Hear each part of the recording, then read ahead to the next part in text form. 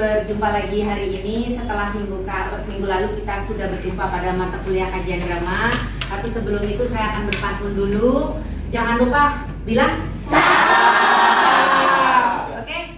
Mendayung ke tepi sungai. Cakep. Sampai di tepi di tengah malam. Cakep. Sebelum perkuliahan ini saya mulai, izinkan saya mengucap salam. Assalamualaikum warahmatullahi wabarakatuh. Waalaikumsalam warahmatullahi wabarakatuh. Ya. Mengaku salah dan mohon ampun. Cakep. Ucapan salam khas Lampung tabibun. Ya. Ya. Baiklah, untuk mendapat ridho Allah sebelum kita memulai pembelajaran, kita berdoa bersama-sama. Berdoa, mulai. Bismillahirrahmanirrahim. Raditu billahi rabbal wa bil islami dinan wa bil muhammadin nabiyya wa rasulah. Rabbi zidni ilma warzuqni fahma. Amin ya rabbal alamin. Baiklah, untuk selanjutnya setelah baca doa kita akan baca Al-Quran. Kemarin sampai di surat ayat kemarin sampai di ayat berapa? 9. Oke, sekarang lanjut 3 ayat ya, 9, 10 dan 11. Mari kita mulai bersama-sama membaca Al-Quran dulu.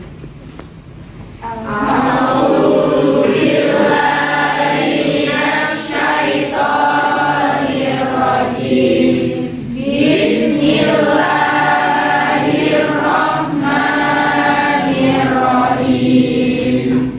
Ya ayyuhalladzina amanu idza tanazaitum fala tatanazau bil ismi wal udwani wa maksiatir rasuli wa tanazau bil birri wat taqwa.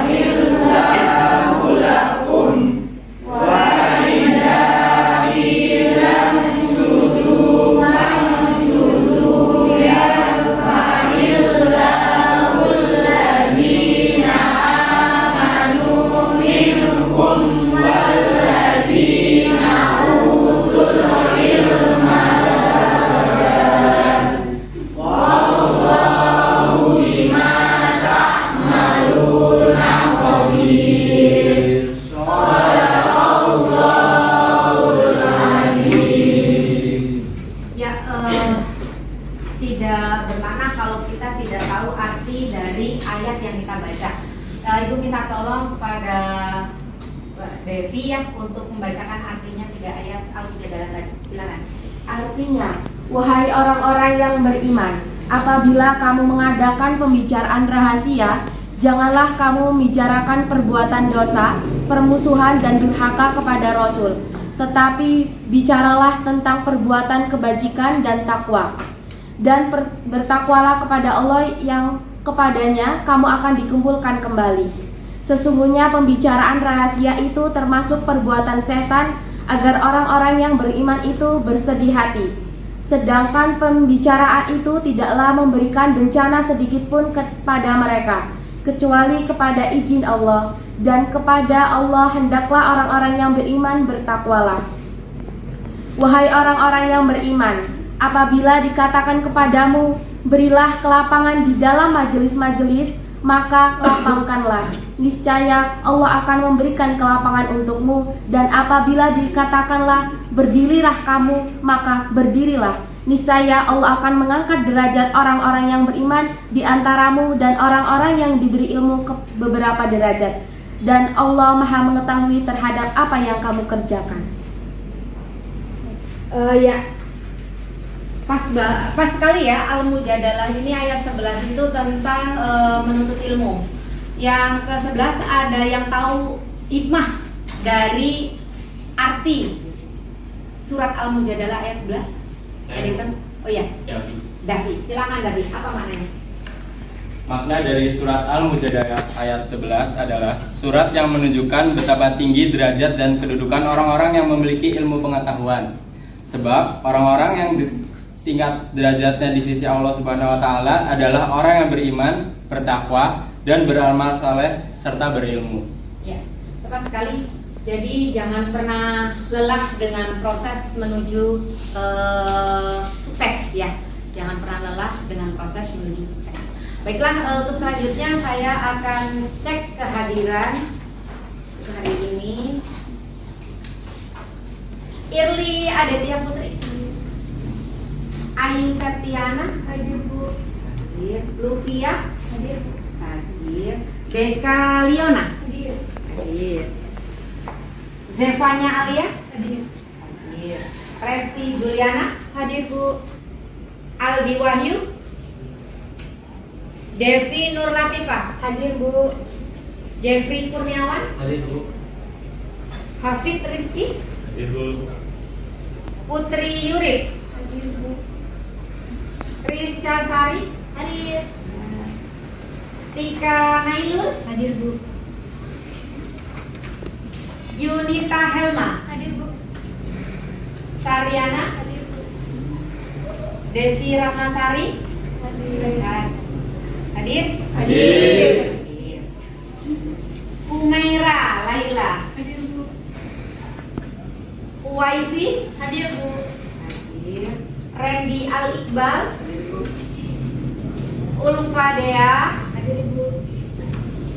Aldi Firmansyah, Hadir Bu.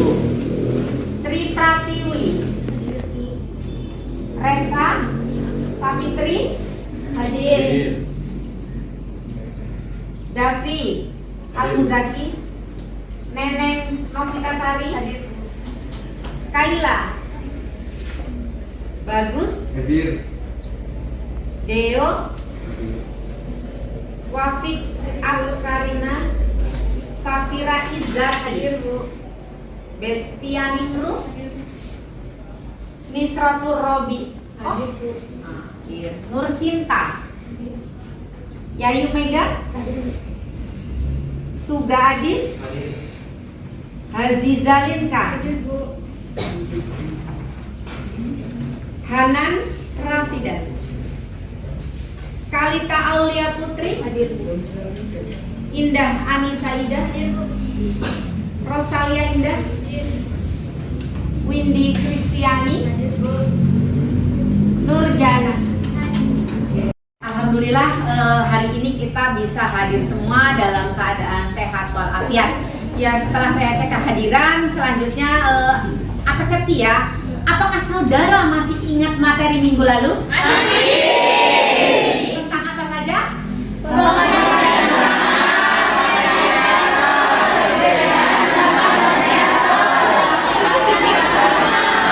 Saya akan cek kalau masih ingat.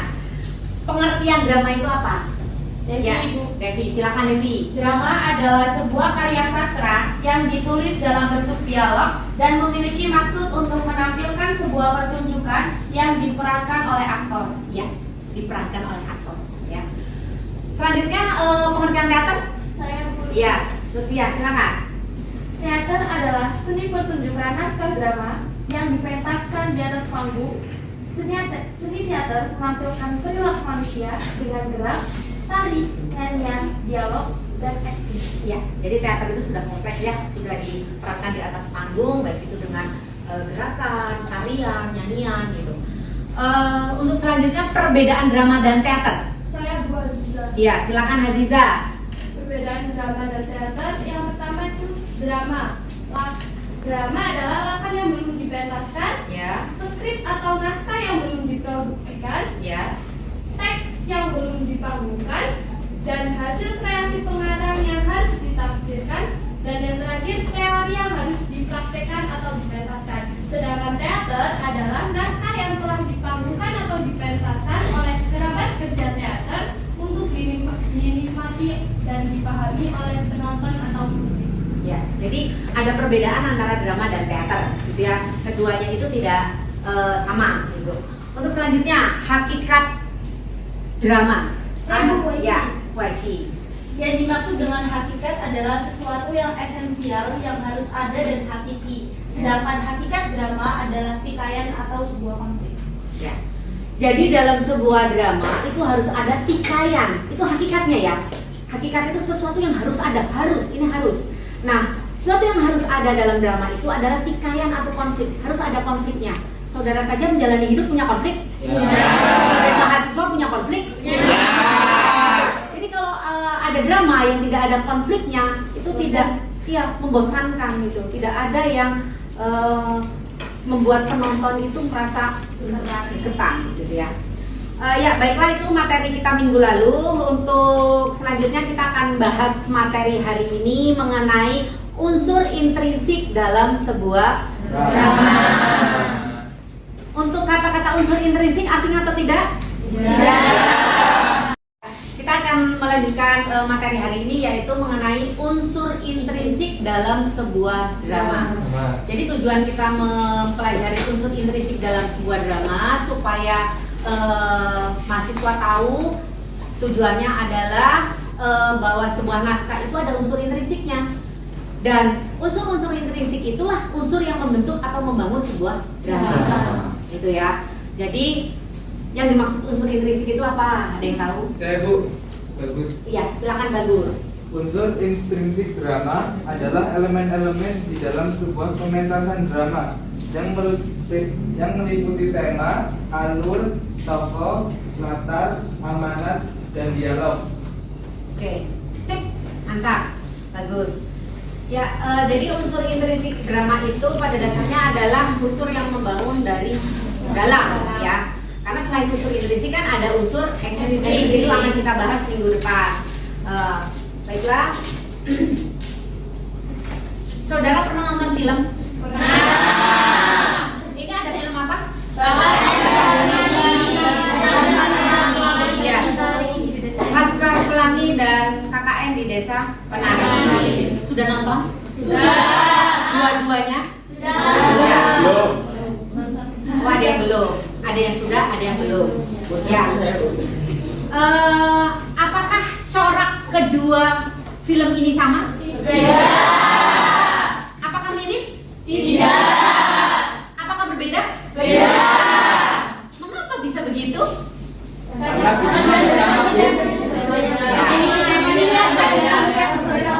Karena dari posternya saja berbeda. Tentu saja temanya berbeda. Tokohnya berbeda. Pesan yang ingin disampaikan berbeda. Latar berbeda. Alur berbeda. Maka keduanya memiliki corak yang berbeda ya. Untuk selanjutnya unsur intrinsik. Ini tadi sudah dijelaskan oleh Mas Bagus juga ya, bahwa unsur intrinsik ini adalah membangun karya sastra, unsur yang membangun dari dalam karya sastra itu sendiri, gitu ya. Dan unsur intrinsik ini sebuah drama adalah unsur-unsur yang secara langsung turut serta membangun sebuah cerita. Apa saja sih unsur intrinsik? Yang pertama ada tema. Ya, tema itu apa? Saya Bu Resti. Ya, Resti. Tema adalah gagasan utama yang menjalin struktur isi drama, yaitu dibagi menjadi dua. Yang pertama mayor dan minor. Ya. unsur. Ada lagi? Silakan. Saya Bu Wahid. Ya, Hafid silakan. Tema itu apa? Tema adalah ide yang mendasari cerita sehingga berperan sebagai pangkal tolak pengarang dalam memaparkan karya fiksi yang diciptakannya. Tema merupakan ide pokok atau pikiran pusat, pokok pikiran dalam karya sastra, berdasar sentral yang menjadi dasar cerita dan dapat menjadi sumber konflik-konflik. Ya, ide pokok ya. Tema itu ide pokok, topiknya, ide pokoknya dalam sebuah cerita itu apa, gitu ya. Itu tema. Tema itu dibagi menjadi dua. Itu ada tema mayor dan ada tema minor. Tema mayor, ada yang tahu tema mayor itu apa? Saya Bu Nursinta. Ya, Nursinta, tema mayor itu apa? Tema mayor adalah tema pokok yang menjadi dasar karya sastra. Ya, tema pokok yang menjadi dasar karya sastra. Jadi ada yang menjadi pokok dan ada nanti ini ya. Jadi ada mayor, ada minor. Kalau tema minor itu apa? Saya Bu, Ya. Jeffrey. Tema minor merupakan makna tambahan dalam suatu cerita. Fungsi dari tema minor yaitu untuk menyokong dan menonjolkan tema mayor. Ya. Kalau mayor tadi pokok, kalau minor itu tambahan. Gitu ya. Selanjutnya ini tadi ada Laskar Pelangi kan ya. Nah ini ada film Laskar Pelangi. Nanti tema mayornya yang sudah pernah nonton tentu tahu ya. Tema mayornya itu adalah tentang pendidikan. Tema minornya itu tentang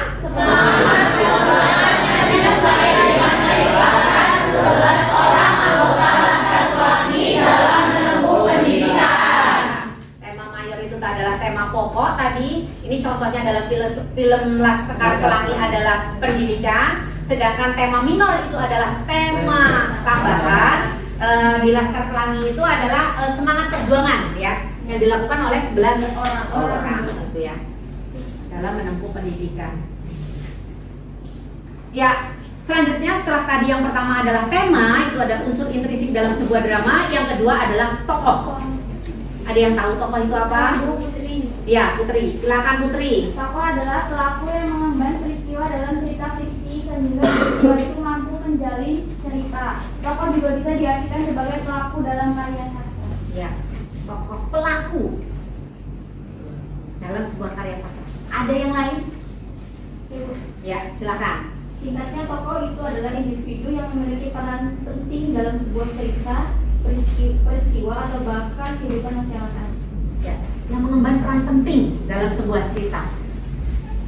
Tidak bisa dibayangkan kalau saudara nonton pementasan drama tidak ada tokohnya. Jadi itu yang mengemban peran penting. Dan tokoh-tokoh ini nanti yang akan membawa amanat atau pesan yang ingin disampaikan ini dibawa oleh tokoh, gitu ya. Itu tokoh. Yang berikutnya fungsi tokoh. Saya Bu Deka. Ya, Deka silakan, fungsi tokoh itu apa? Tokoh berfungsi sebagai penggerak cerita. Oleh karena itu, ia adalah individu rekaan yang dikenal atau yang mengalami berbagai peristiwa. Ya, penggerak cerita yang mengalami berbagai peristiwa. Itu fungsi tokoh, gitu ya. Selanjutnya, jadi tokoh kalau berdasarkan keterlibatan cerita itu ada tokoh sentral dan ada tokoh periferal. Tokoh sentral itu apa? Ada yang tahu? Saya Bu Rizka Sari. Ya, Rizka. Tokoh sentral itu dalam sebuah karya sastra, terutama dalam drama, itu merujuk pada karakter utama atau tokoh sentral yang menjadi fokus utama cerita. Ya, tokoh sentral itu adalah tokoh utamanya yang sering disorot. Ya, kalau dalam pementasan drama itu yang sering keluar itu tokoh utama, gitu ya. Berikutnya tokoh periferal. Ada yang tahu? Ya, periferal apa, Mbak? Kalau periferal itu dalam sebuah karya sastra itu merujuk kepada karakter-karakter pendukung yang tidak memiliki peran utama dalam cerita. Ya, tokoh tambahan ya. Jadi tokoh periferal itu bisa disimpulkan adalah tokoh tambahan yang mendukung, itu yang tokoh utama, gitu ya. Selanjutnya berdasarkan sifat itu dibagi menjadi 3. Protagonis, antagonis, antagonis. Ada yang bisa menjelaskan mengenai 3 tokoh ini? Saya Bu. Iya, silakan Mbak. Protagonis itu menyampaikan nilai-nilai positif, antagonis menyampaikan nilai-nilai negatif, Tritagonis adalah tokoh penengah. Tokoh penengah. Ya. Atau bisa dengan bahasa lain ya, protagonis itu adalah tokoh yang baik. Antagonis, tritagonis, penengah, ya, penengah. Ini tritagonis ini bisa mendukung tokoh antagonis atau mendukung tokoh antagonis. Gitu. Itu berdasarkan sifatnya, ya. Jadi kalau berdasarkan keterlibatan cerita ada tokoh sentral, periferal. Kalau berdasarkan sifat ada antagonis, protagonis. Untuk selanjutnya ini tokoh dilihat dari penggambaran watak, ya, dari penggambaran watak. Tapi sebelum itu kita ke perwatakan. Jadi unsur intrinsik yang ketiga, ya, setelah tadi ada tema, ada tokoh, berikutnya ada perwatakan. Apa perwatakan ini sebenarnya? Saya setuju. Ya, silakan ya Yu. Penggambaran sifat batin seorang tokoh yang disajikan di dalam suatu cerita. Perwatakan tokoh dalam drama digambarkan dengan melalui dialog, ekspresi atau tingkah laku sang tokoh. Ya, good. Ada lagi yang lain? Perwatakan. Saya Bu, Ya, silakan. perwatakan adalah penggambaran suatu tokoh dalam cerita melalui sifat-sifat watak yang dimiliki oleh tokoh tersebut. Ya. Jadi perwatakan itu adalah sifat yang dibawa oleh si tokoh, ya, itu perwatakan. Nah, berdasarkan penggambaran watak tokoh, ini ada yang namanya watak dimensional. Apa sih sebenarnya yang dimaksud dengan watak dimensional itu? Saya Bu, Suga. Iya, Suga, silakan Suga. Dimensional itu sebuah konsep penokohan yang diilustrasikan melalui umur, jenis kelamin, ciri-ciri tubuh, cacat jasmani, ciri khas menonjol, raut muka, kesukaan, tinggi atau pendek tubuh, suku bangsa, kurus atau gemuk, suka senyum atau cemberut, dan sebagainya. Ya, itu dimensional ya. Jadi ada umurnya. Itu harus diperhatikan. Kalau saudara mau menentukan ABG, ini berperan sebagai ABG. Nah, ini umurnya harus diperhatikan. Jangan salah pilih, gitu ya. Gitu ya, itu. Atau kakek nenek. Nah, ini harus diperhatikan. Kira-kira umur kakek nenek itu berapa? Nah, itu harus dipikirkan juga, gitu ya. Nanti kalau saudara di semester berikutnya pementasan drama. Selanjutnya, penggambaran tokoh berdasarkan keadaan psikis atau psikologi. Ada yang tahu maksudnya ini? Saya Bu Aziza. Iya, Aziza. Keadaan psikis merujuk pada watak kegemparan, standar moral, temperamental, ambisi, psikologis yang dialami, mental dan keadaan emosi. Ya. Jadi psikis ini adalah psikologi ya. Jadi berkaitan dengan temperamen, berkaitan dengan mentalnya gitu. Yang selanjutnya, penggambaran tokoh berdasarkan keadaan sosiologi. Apa maksudnya ini? Sosiologi. Saya Bu. Ya, Mbak. Keadaan sosiologi berkaitan dengan jabatan pekerjaan, kelas sosial, ras, agama, dan ideologi. Ya. Jabatan. Jabatannya apa dalam memerankan tokoh itu? Ya. Itu disebut dengan penggambaran tokoh dari segi sosiologis. Oke, selanjutnya adalah alur. Alur. Kata-kata alur sudah tidak asing lagi. Alur itu apa? Saya Bu. Oh ya, silakan. Alur adalah rangkaian peristiwa dan konflik yang menggerakkan jalan cerita. Oke. Ada lagi yang lain? Saya Bu. Ya. Alur atau plot adalah jalan cerita yang membentuk rangkaian peristiwa dari awal cerita sampai akhir. Alur sendiri berfungsi untuk mengatur jalannya sebuah cerita. Tanpa alur yang jelas, maka cerita tidak akan memiliki konsep dan jalan cerita yang baik. Ya. Jadi kesimpulannya alur itu adalah jalan cerita dari awal sampai akhir. Ini penting karena kalau tidak menarik, tentu penonton akan meninggalkan sebuah pementasan drama kalau jalan ceritanya tidak menarik atau datar, gitu ya. Itu tadi karena yang esensial yang harus ada itu adalah konflik. Sebelum lanjut ini ya kepada alur yang berbentuk piramida, kita ice breaking dulu. Untuk mengembalikan fokus dan konsentrasi saudara pada materi. Oke, ini ada, kalau saya angkat tangan kanan, saudara bersuara seperti sapi. Suaranya gimana?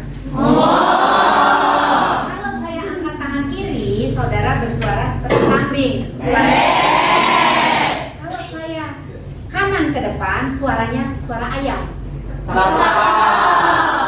Kalau yang kiri, ini suara bebek.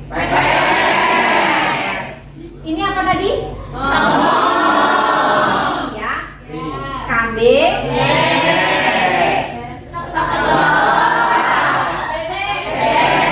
Oke, kita mulai.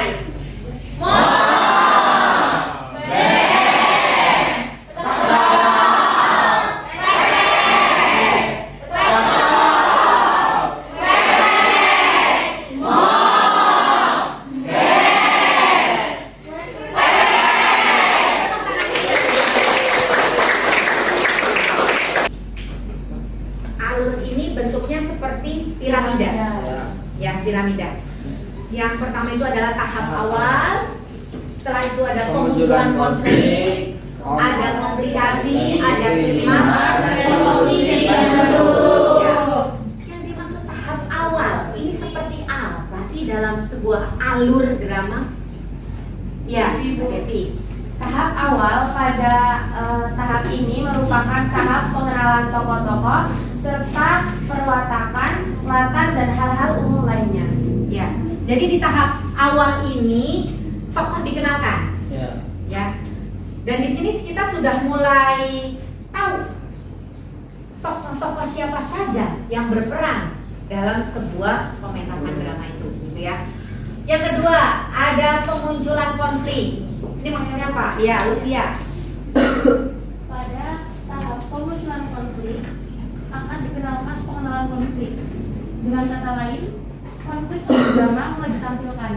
Dan pada tahap ini, penonton akan mengenal alur dari cerita yang dibuat. Ya. Jadi setelah tadi ada tokoh-tokoh pada tahap awal yang dikenalkan, ini naik. Ada konflik yang dimunculkan. Jadi penonton itu sudah mulai mengetahui drama ini konfliknya kira-kira tentang apa, gitu ya. Yang berikutnya ada komplikasi. Saya puisi. Ya, puisi. Komplikasi merupakan rangkaian kejadian-kejadian yang berhubungan dan berisikan tentang sebab akibat kejadian sebuah cerita. Bagian komplikasi ini biasanya berisi sebuah hubungan antara sebab akibat yang dapat memunculkan masalah semakin rumit dan masalah mencapai puncak. Ya. Jadi setelah konflik dimunculkan tadi, ini ada apa sih yang menyebabkan masalah itu terjadi. Jadi ada hubungan sebab akibat. Berikutnya klimaks. Ya, silakan Mbak. Jadi klimaks itu adalah tahap konflik pemuncak di mana suatu permasalahan atau ketegangan berada pada titik paling puncak. Ya. Namanya klimaks. Dalam piramida ini klimaks di paling atas ya. Ya. Artinya konflik itu sudah pada tahap puncaknya, gitu ya.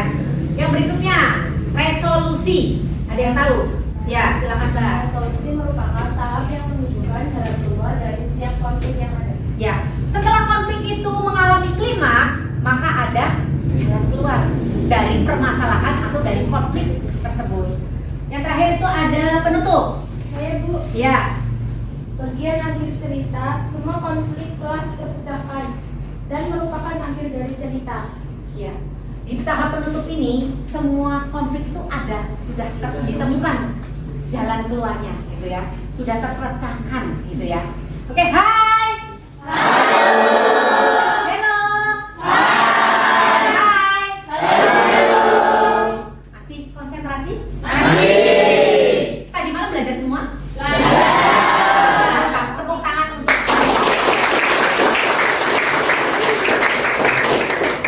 ya. Setelah tadi alur, ini ada pembagian jenis alur ya. Tadi kan jalannya cerita dari awal sampai akhir. Nah, di sini pembagian jenis alur ini ada yang namanya alur maju, alur mundur, alur campuran. Ada yang bisa menjelaskan? Saya Bu Risnogor. Iya, silakan suatu.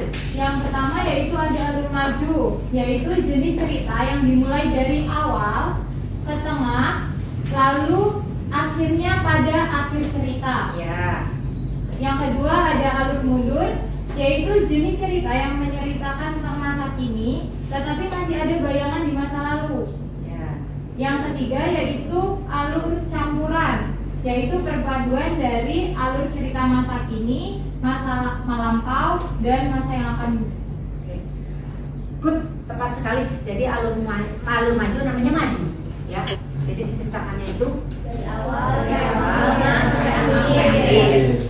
Kalau mundur dari akhir awal ya, jadi kebalikannya dari alur maju. Kalau campuran perpaduan dari alur mundur. Ya.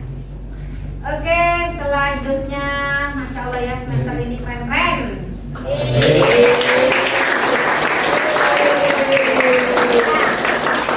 Yang kelima, ini ada setting atau latar. Ya. Latar atau setting adalah tempat kejadian cerita yang disebut juga dengan latar cerita. Setting melengkapi 3 dimensi, yaitu yang pertama latar tempat, latar waktu, dan latar suasana. Latar tempat terjadinya drama seperti tentang ruang, lokasi geografis, bangunan, atau lingkungan tempat peristiwa terjadi.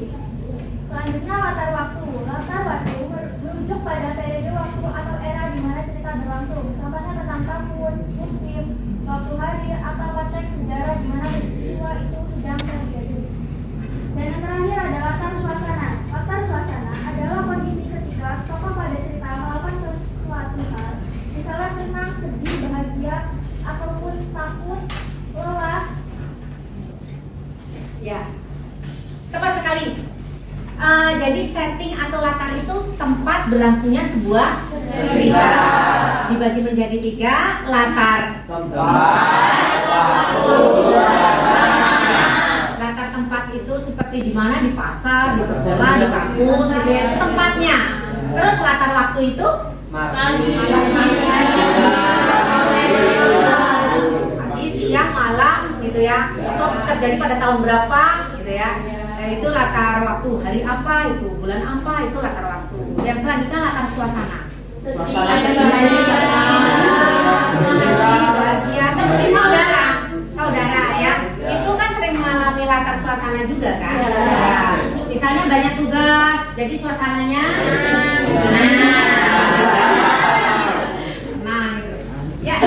Selanjutnya ya. Yang ketujuh adalah ini dialog yang keenam. Tadi setelah yang pertama apa? Tema, Tokoh, perlawanan, alur, setting. ya dialog atau percakapan. Nah, dalam sebuah drama itu ada ketentuan bagaimana sih dialog yang baik, gitu ya. Yang pertama, Saya berpikirnya, ya saya banyak. dialog tersebut harus mencerminkan percakapan sehari-hari. Ya, dialog tersebut harus mencerminkan percakapan sehari-hari. Seperti saudara ini ya, ini kan seolah sedang berada dalam panggung ya, panggung. Nah, percakapan saudara itu sehari-hari. Maka yang namanya naskah drama pun harus natural. Jadi pementasan drama itu nanti harus natural, percakapan sehari-hari yang digunakan. Yang kedua, ya. Yang kedua yaitu ragam bahasa. Dalam dialog drama tersebut menggunakan bahasa lisan yang komunikatif serta juga bukan ragam bahasa tulis. Ya, bahasa yang digunakan itu adalah ragam bahasa lisan, bukan ragam bahasa tulis. Yang ketiga, Saya Ibu. ya silakan. Diksi atau pilihan kata yang digunakan dalam sebuah drama harus berhubungan dengan konflik serta plotnya. Iya. Yang ketiga, diksi yang digunakan harus berhubungan dengan konflik atau plotnya atau jalan ceritanya, gitu ya. Yang keempat, Saya Bu. Dialog dalam masa drama tersebut juga harus bersifat estetis. ya dialog dalam naskah drama harus bersifat estetis. Ada lagi? Iya, silakan. Dialog juga harus dapat mewakili tokoh yang dibawakan. Ya tentu itu ya Mas. Jadi dialog itu harus mewakili tokoh yang dibawakan. Antagonis kah? Protagonis kah? Selanjutnya yang ketujuh ini konflik. Nah, drama, pertikaian atau konflik. Di sini ada pertentangan atau juga masalah dalam drama, itu konflik ya. Ada konflik eksternal, ada internal. Ada yang bisa menjelaskan? Saya Bu. Ya. Konflik eksternal adalah konflik yang terjadi antara seorang tokoh dengan suatu yang di luar dirinya, mungkin itu dari lingkungan atau mungkin dari lingkungan manusia. Ya.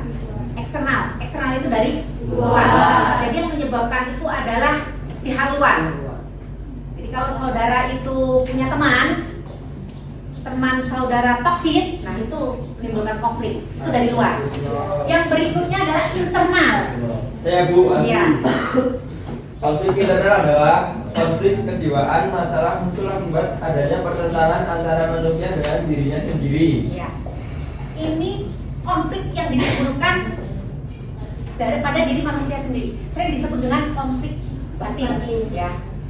Antara dirinya dengan dia sendiri. Rasa malas itu konflik. Kalau saudara bertugas dari dosen, malas mengerjakan, sukanya rebahan dan scroll sosial media, konflik batin. Ya. Batin. Ya, yang selanjutnya itu ini yang terakhir. Ya, amanah. Ya, silakan. Amanah adalah pesan yang disampaikan oleh pengarang kepada para pembaca atau penonton melalui sebuah drama. Amanah drama itu selalu berhubungan dengan tema drama. Ya. Amanah, pesan yang ingin disampaikan oleh pemain drama kepada penonton. Kalau itu bentuknya naskah, maka pesan yang ingin disampaikan oleh penulis naskah kepada pembaca. Tepuk tangan.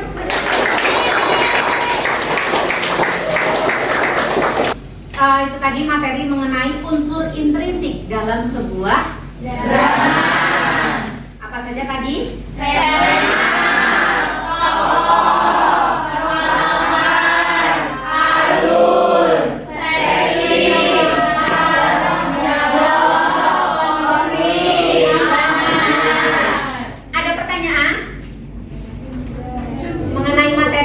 Ada? Sudah cukup jelas? Alhamdulillah. Ya.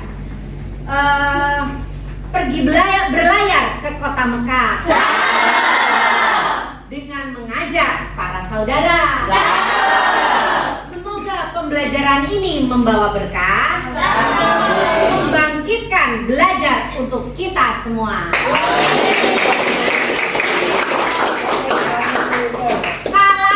Maju Jaya Sukses. Ya, kita ada di ujung perkuliahan. Kita tutup perkuliahan kita pada siang hari ini dengan membaca doa penutup majelis. Bismillahirrahmanirrahim.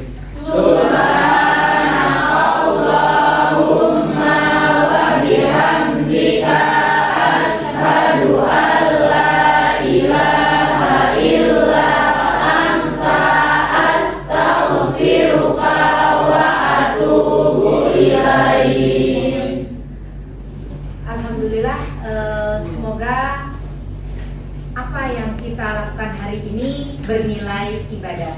Amin. Billahi fisabilil haq fastabiqul khairat. Wassalamualaikum warahmatullahi wabarakatuh. Waalaikumsalam.